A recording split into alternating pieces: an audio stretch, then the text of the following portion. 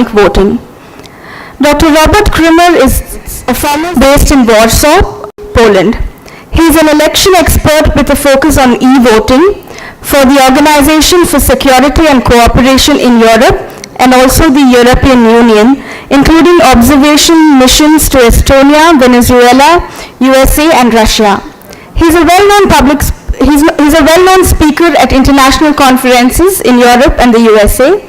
He has to his credit over 50 international publications in peer-reviewed journals and has also co-edited 5 books.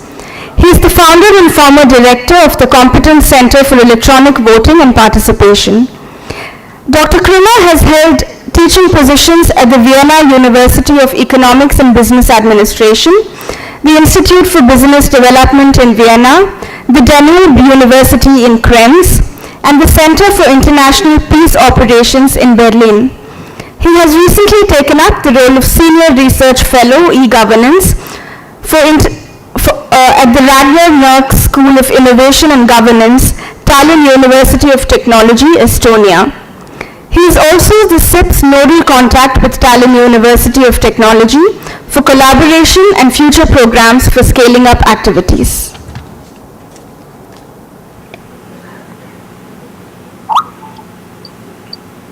I hear you, but not. So shall I start?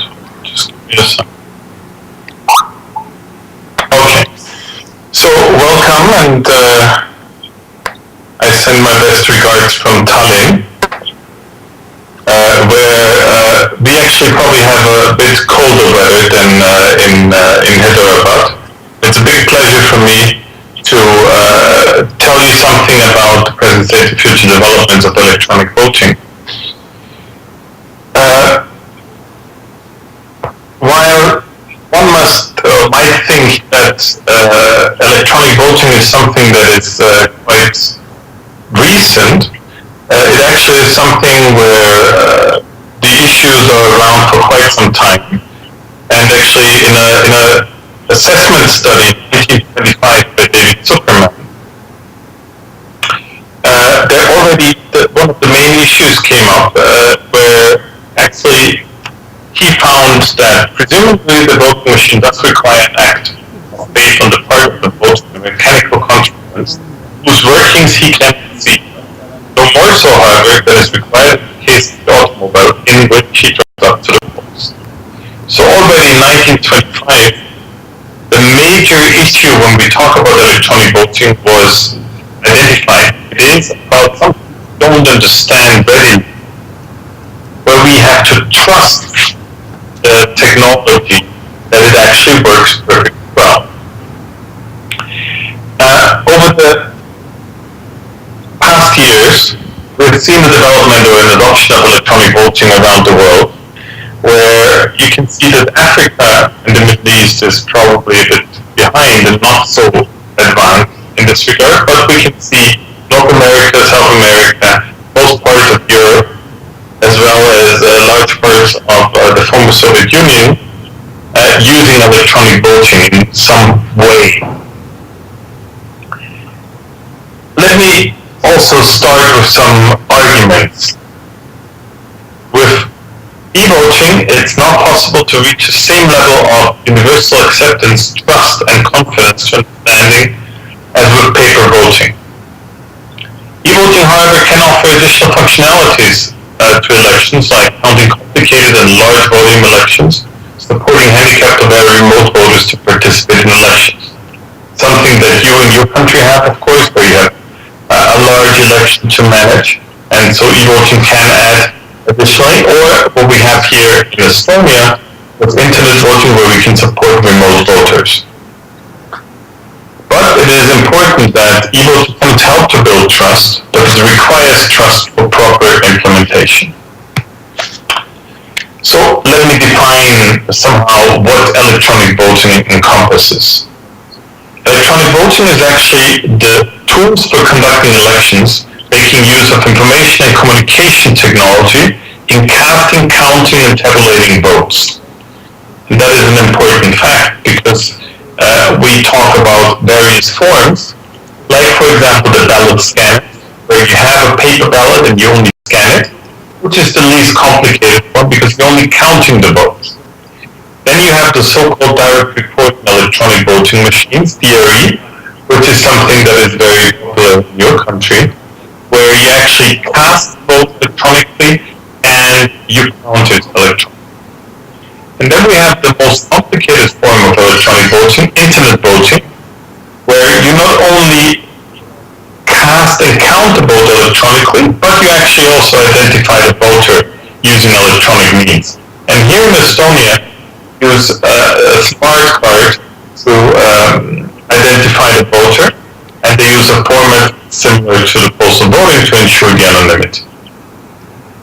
But as far as I know, Professor Drexler will go into more detail about that a bit later, what the specific facts of Estonia are here.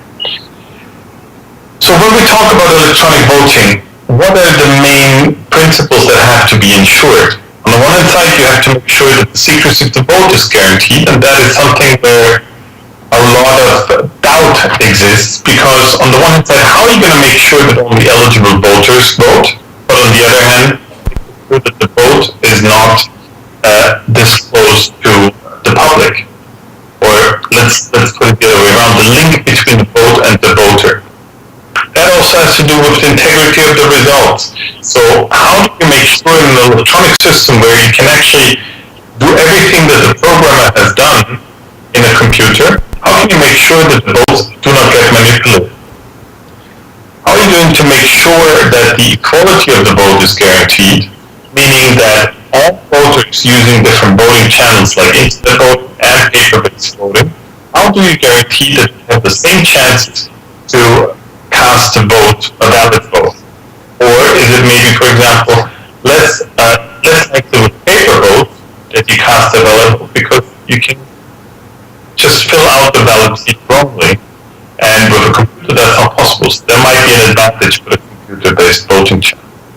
Universality of the vote is important, and that can be strengthened through the use of electronic voting. When we think about the use of internet voting, where you can, for example, ensure that all the voters abroad can also participate in the election. Transparency is one very big challenge for electronic voting because, as I mentioned before, David Zuckerman already mentioned in 1925, how are you going to see the bits and bytes that are happening in an electronic voting machine? And here transparency is to be sure that you need other forms of making sure that voters actually understand the voting process. That leads me already to the sixth principle, which is accountability. Accountability means that when you run an electronic election, you have to make sure as the election commission that you really document your procedures very well, because otherwise the public confidence will not exist in the system, because they will not trust the computer that they don't understand. So when we look at electronic voting implementations, then we can always differentiate between the context in which it takes place and the actual electronic voting system. And the context is on the one hand side the decision making for going forward with electronic voting, the legal context, so how is it enshrined in law that you can use electronic systems? What electoral system do you actually use? For example, if it's a majoritarian system or a proportional representation system that might have certain impacts on the display of the ballot on the electronic voting system, and how are you going to involve all the electoral stakeholders that have to participate in the election.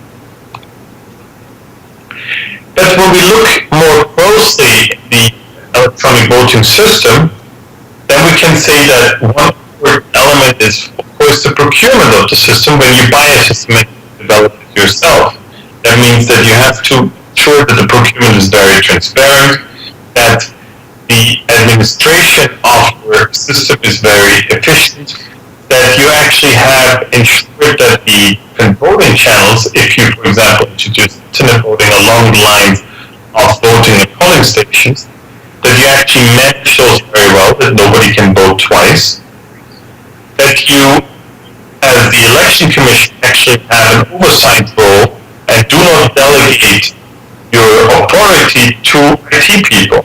That is a very big problem in some areas because it's not going to be a democratic control anymore when an IT administrator is running an election.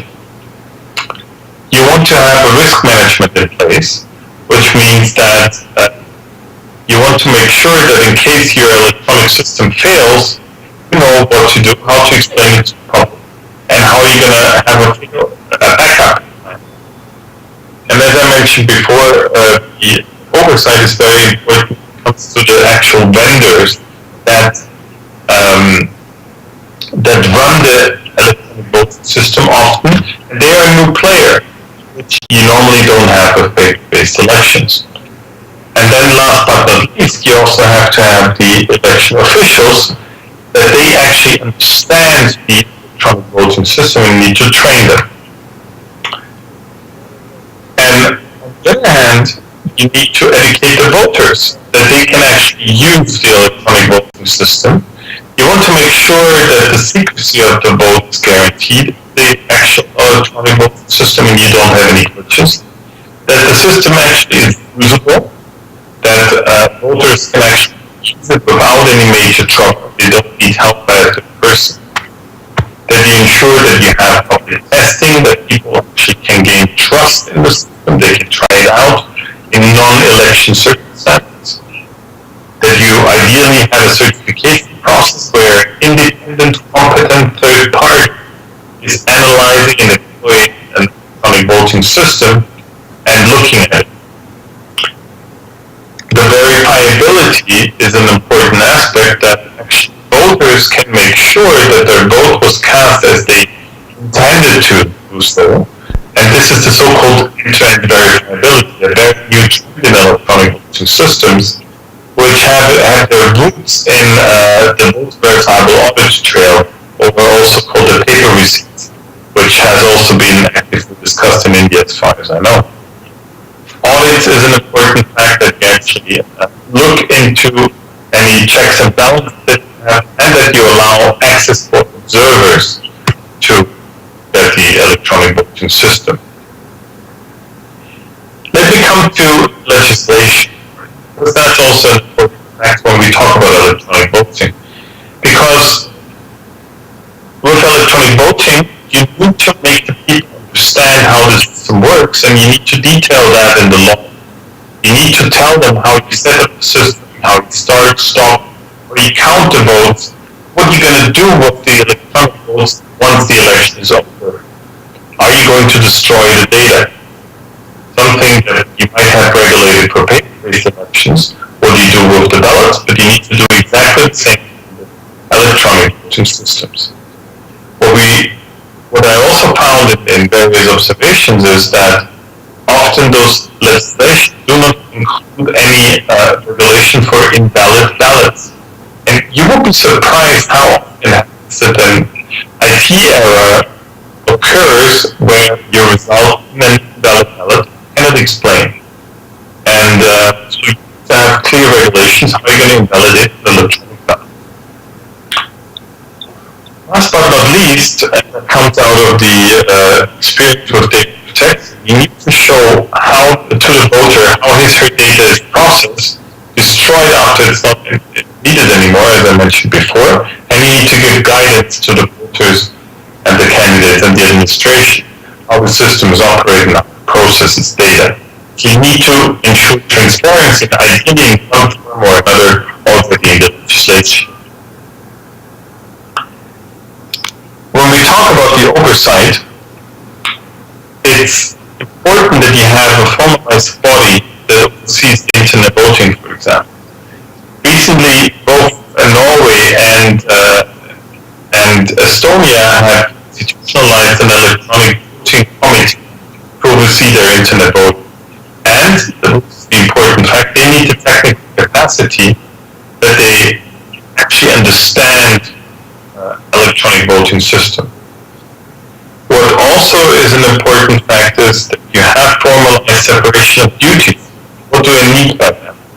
This is a very clear thing because with IT administrators, it's usually one person that possesses all the access rights. And that is not something that goes along with electronic voting systems, because in elections you always want to have a group that decides of what's happening. So you want to have formalized procedures how you can ensure that it's always at least 4 eyes that operate something. And that's a disaster recovery plan. For the voting process, it's important that you develop a time plan, an election calendar, because it means that you know when certain things are happening. We have seen it so often in elections that in the very last minute, and you all know that from IT project, in the very last minute there's technical complications, and you need to start early in order to avoid the need to train, test, in order to not have any problems. And that's the same with electronic voting systems.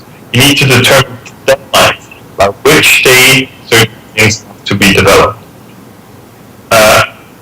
One specificity in internet voting is the distributed denial of service. That's something that is often brought with Estonia, because after the parliamentary elections in 2007, there was an attack in May, so about 2 months after the election, a distributed denial of service attack against internet service in Estonia, and had that happened to internet voting, that could have had a major impact. You want to offer voter interfaces in multiple languages. You want to make sure that you actually use the potential of electronic voting systems, that you offer voter interface in various languages, which seems obvious, but doesn't happen in practice very often.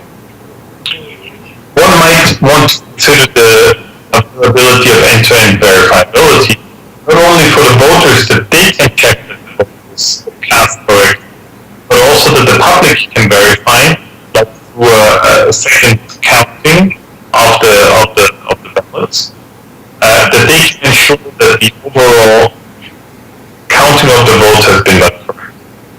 And there are mathematical features that can allow that internet voting for that.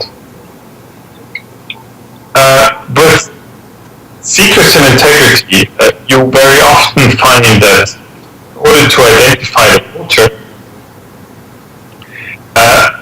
these voter credentials are used, and that is actually the common form of providing voters with the possibility to identify themselves in voting, which you of course don't need for electronic voting machine polling stations. Sometimes you can also use smart cards, as is the case in Estonia. When you talk about paper-based voting credentials, here the printing process is very important that you have a good process, because there the most problems happen.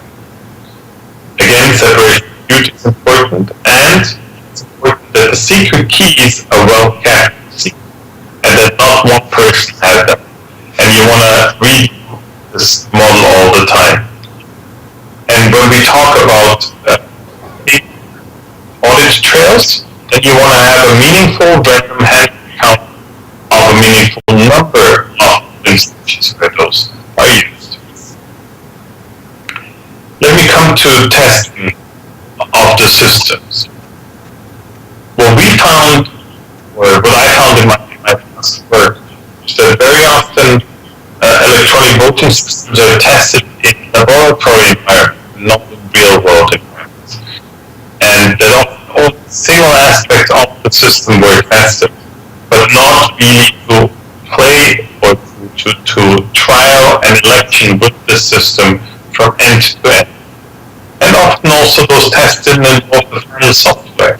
So you use the beta software and there it worked, but the final software, not certain things work out. You want to have a command level document where you really have the detail of operating the system documented in a protocol, so to say, and you can use that as basis for an evaluation and certification of the system. You want to have competent third parties where evaluation is done. And last but not least, it's important to publish your audit evaluation reports.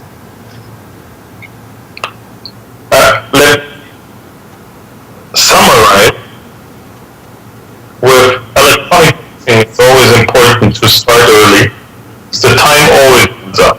It's a special electronic system where you always have the problem that in the end you need to do something and you have something at the very end.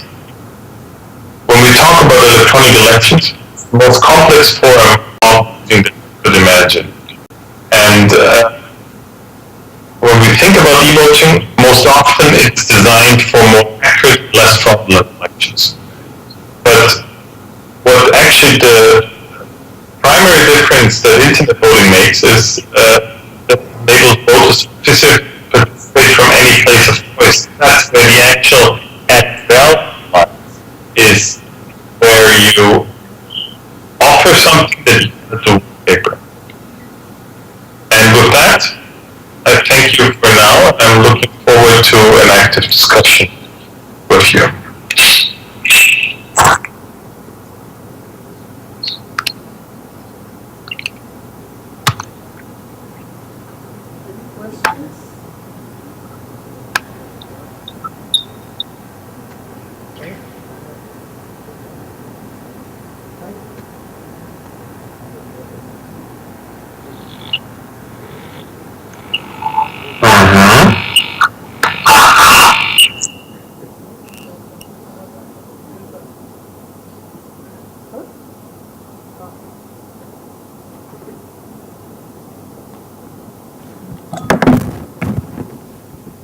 Estonia. I didn't understand your question, unfortunately. It's a very small, beautiful place, and when the system Can you becomes, type it for me?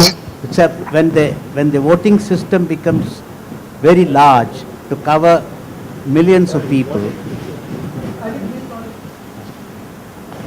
able to.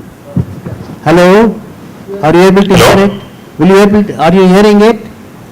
No? I hear you now, yes. Okay, thank you. The system you are operating in Estonia covers Yeah. a very small population. Do you foresee that voting by email, as you have produced as the final version, will be becoming difficult when there are millions of people trying to access it at the same time? I have to say that voting by email, that wouldn't work, because email is a system where you actually vote.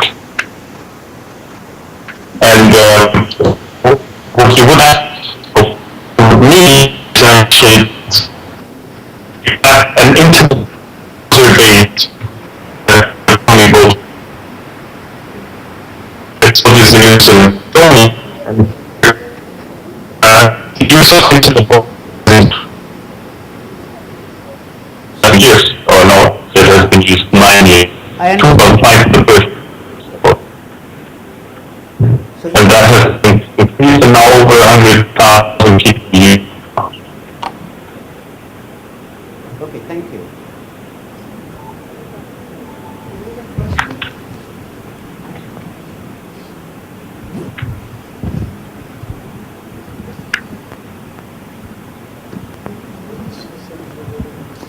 Hello. Yeah. Did that answer your question? Yeah, I'm to any remotest possible place in India, and it works on battery, of course, which sustains for about 48 hours. Right. Interested in is what is that e-voting which you are talking about? Can you just explain to me in brief about e-voting? How does it work? So you said that email is of no use. I know, I understand, but I have the same question because we have so many people, close to 100 crores. Yeah. So if 80% of those voters they log in, and what would be the capacity of the server, and how does it work? If all the people are concurrently voting, then how is it possible to sustain that kind of net traffic? That's my question. Thank you. No, I mean, the number of voters, that is not your problem, because you already have mass systems where you use the various forms of supporting their participation. I mean, just think about a web streaming process where you have millions of people participating. The problem with internet voting is actually to make sure that the people are able to operate it. And for example, when we talk about the Estonian system, you need to have a smart card in place that every voter needs to have. Yeah? So every voter needs to have the smart card, and that's what is so unique about the Estonian case, that actually everybody in the country has this card, and they use it for everyday processes, for electronic banking, for filing the tax report, and that's what they use online. And this is also what ensures the security in the internet voting in Estonia, and they have actually a longer time period. They vote via the internet about 6 days. Okay. So the election day is on Sunday, and you can vote from Monday to Friday. So actually, it's in the week before the election you can actually vote The whole electronically. country is divided into groups, and each group is given privileges. Is it because of the less population? So, and you put a server, very powerful server, having a high RAM capacity. No, I mean, basically, in Estonia, the capacity is that everybody could vote electronically. But I mean, in the end, it's only 1.5 million people living here. Yeah. And it's something different when we talk about India. Correct. But I'm not concerned about the scalability of the internet voting system, as long as you select the right protocol. And there are different protocols out there, technical means what you can use. And it really depends, for example, where you ensure the anonymity. And in the Estonian case, the anonymity is created after during the counting of the votes. It's very similar to the postal voting process. I don't know if you're aware of that, but basically there you have your paper ballot, you put it into a first envelope that ensures that the secrecy is guaranteed, and then you put it into a second envelope where you have your name on so that you can make sure that only eligible voters can cast their vote. And they collect these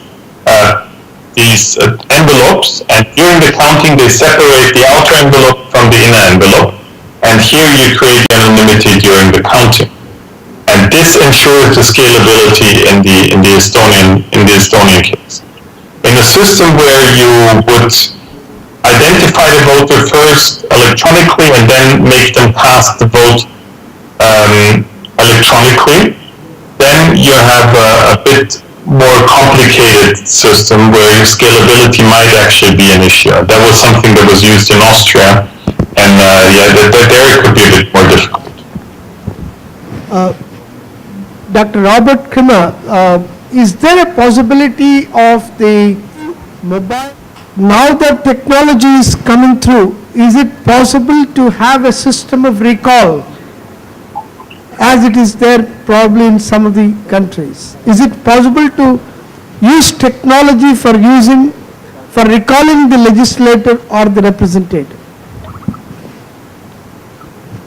So the first question was, is there the possibility to finance electronic voting? And the second one was to reuse it, or?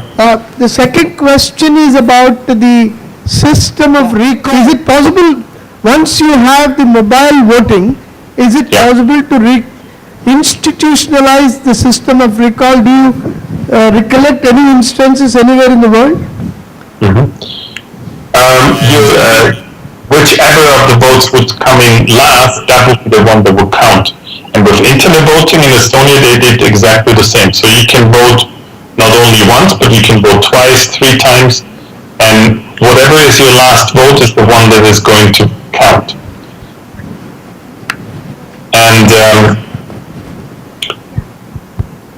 And this is technically very easily possible, and you don't need any specific solution for that, as long as you have the right protocol in place. So it's more a logistic and organizational decision that you have to take that you would allow for such recall or such re-voting, as we call it sometimes. About financing of internet voting, Estonia was able to create their internet voting with very official numbers are that it was about €500,000 what it cost them to develop their internet voting system. I would say that this is only possible because they were using other services as well in the country where they didn't charge for or so. The numbers from Norway are much more realistic. They have set up a system for about €10 million, and they have developed a quite sophisticated internet voting system. So this is about what the financing side is of internet voting. Excuse me, in our country, we have got an option, none of the above, nota. Is that provision available in our country, Estonia? That's my question. In Estonia, you actually vote for a candidate, not for a party. So you vote for a candidate and come up with. We had first implemented their internet voting system in 2005. They wanted to have it earlier, already in 2004, but they had to postpone it to the 2005 local elections. So they really started developing it in 2003, so it was about 2 to 3 years. But I wouldn't say that Estonia is the best example for that. The Norwegian system is the more realistic one, and they started with a feasibility study in 2005, and they implemented it the first time in 2011, so some 6 years. That is more realistic when you have a bigger country.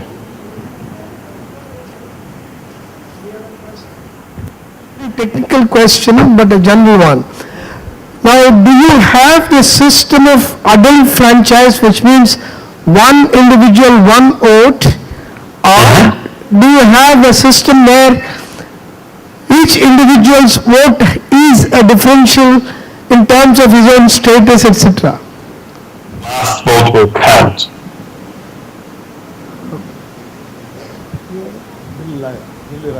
Did that answer your question? Yes, it does. Of course, it raises other issues like something similar to that. No, we have, Estonia has proportional representation. So there are, I think right now there are 6 parties in parliament, and they're elected on the basis that you vote for a candidate, but in the end that is attributed towards the political party. Yeah, so, I mean, the question that this raises is actually how does the ballot sheet look like? And electronic voting can actually help quite a lot when you have very complex ballots, and not only you vote for one candidate, but where you, for example, could give more than 1 point towards one candidate, or the so-called cumulate and panache, where you could divide it amongst parties, which is something that Switzerland has, for example, with their internet to use the voting system to the full extent. So there you can actually rearrange the candidates on the party lists, etc., and that works quite well. Can you tell me something about your beautiful country, now that we don't have many questions? And I think that Professor Drexler will tell you much more about it. I probably could have gone a bit longer. You are free to explain if you think there are any other salient features. We have another 10-15 minutes. Let me see if I can. So basically, what I can tell you on the internet voting system, how it works. And let me see if I can find those. No, I don't have them here. So, I mean, Estonia is a remarkable country, and I have, while I've only been here for a very short time, I've already, I think we can also hand over to Mr. Drexler, who can tell you more about this, yeah? I think he's ready to go. 1 minute, Professor Shankar. Workers, do they have any legal right of any kind in the voting process, not even for the selection of the lowest municipal body? You're talking about the non-citizens, right? Citizens, yes. But they have been there for a very long time. Exactly, yeah. So basically what you have in Estonia is that you you're part of people that are actually not citizens of Estonia, but they have a legal status to be there, and they actually have the advantage that they can travel without, and which use different alphabets, like no Cyrillic, and the internet voting system itself is only in Estonian, so they have sometimes a bit of trouble to operate the system. So that is the only thing. But yes, they can vote, but only in the municipal elections. Yeah, Professor, there is a smart card in Estonia through which you authenticate the data of the people who are going to the vote. We are in the period to take the data. Before, 1 month before, I have seen that in somewhere in Korea that 80% of the personal data was hacked. I want to know that what are the security risks and what are the preventive measures has been taken by the Estonian government to prevent that kind of harassment? Yeah, which contains all your personal data, and they made it mandatory that this is equipped with a smart card. So basically, they made it a smart card with a chip, and this chip is certified against the Common IT Common Criteria standard, and which contains the private key, which contains asynchronous encryption in there. And they use this security mechanism to make sure that all the internet voting systems are used well. Sorry, my screen locked. And this actually is the highest standard that you could have in terms of authentication of a citizen, so to speak. Yes, and not every, but a large number of Estonians has already the smart card, or have already the smart card, and they can use it for everyday banking, etc. So I think that is a major security feature of the Estonian, also internet voting system, and that's why not that much has happened so far in terms of problems or similar issues with the internet voting system in Estonia.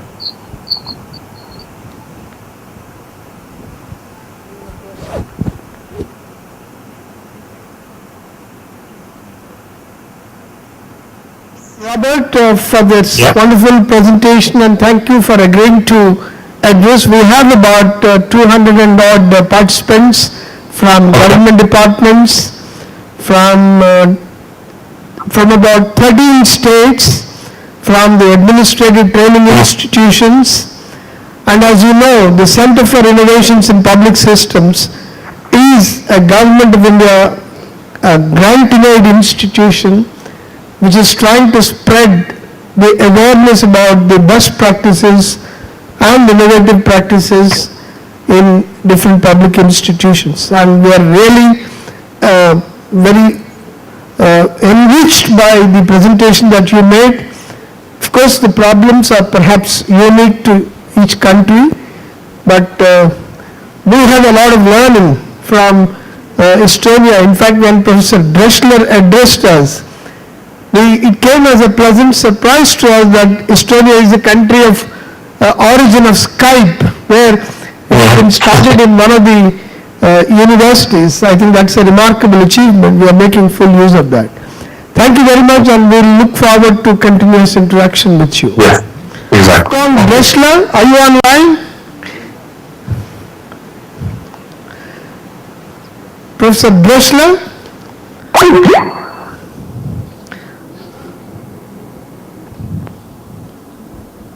Nota that is introduced in the Indian voting system, what is it regarding? What is it? None of the above, which means there are, let's say, 5 candidates Okay. who are listed there, who are contesting, and you don't like any of them. You can opt for the 6th option of not voting for anybody. Okay. You are rejecting all 5. Okay. Judgment on all the fellows who have... Yes, can you hear me? Yeah, this is Chakpani. How are you? Just a second, now I hear you. I heard you on 2 channels, but now I am here and you are also. Yeah. How are you, Professor Dressler? I am very fine. How about yourself? Very, very glad to be online again with tips. Thank you. It's nice seeing your very vibrant face.